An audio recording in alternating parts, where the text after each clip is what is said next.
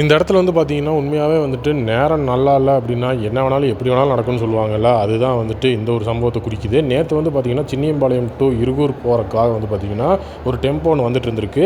அது வந்து பார்த்தீங்கன்னா, இந்த ஈபி லைன் இந்த போஸ்ட் மேல அடிச்சதுல வந்து பார்த்தீங்கன்னா, அந்த போஸ்ட்டே வந்துட்டு கீழ விழுந்துருச்சு. ஸோ அந்த இடத்துல வந்து ஆக்சிடென்ட். அந்த டெம்போவும் வந்து கவுந்துருச்சு. ஸோ அந்த இடத்துல வந்துட்டு பெரிய விஷயம் கிடையாது. ஸோ அந்த இடத்துல பவர் கட் ஆன உடனே வந்து பார்த்தீங்கன்னா, ஏன்னா ஈபி லைனே வந்து டோட்டலா வந்துட்டு ஸ்டெப் டவுன் ஆன உடனே பவரும் கட் ஆயிருச்சு. சரி ஓகே அப்படின்னு சொல்லிட்டு அங்க பக்கத்துல இருந்த ஒரு கம்பெனி ஜெனரேட்டரை வந்துட்டு போட்டு வேலை செஞ்சுட்டு இருந்திருக்காங்க. ஸோ அப்போ வந்து பார்த்தீங்கன்னா, அந்த இடத்துல வந்து ஈபியோட அந்த ஒரு கம்பத்தை ரிப்பேர் பண்ணுறதுக்காக ஒருத்தர் அங்கே வேலை செஞ்சுட்டு இருந்திருக்காரு. ஸோ அந்த ஜெனரேட்டர்லேருந்து வந்த ஒரு கரண்ட் இங்கே ரிட்டர்ன் வந்ததில் ஈபி கம்பத்தில் வேலை செஞ்சுட்டு இருந்தவருக்கு வந்து பார்த்தீங்கன்னா ஷாக் அடிச்சு.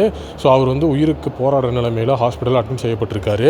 டெம்போ வந்து கவுந்துருச்சு. அதில் இருக்கிறவருக்கு ஏதாவது ஆபத்தா அப்படின்னு பார்க்க போனால், ஸோ அந்த இடத்துல வந்துட்டு ஈபியோட அந்த லைனில் வேலை பார்க்க வந்தவர் இப்போ உயிருக்கு போராடிட்டு இருக்காரு.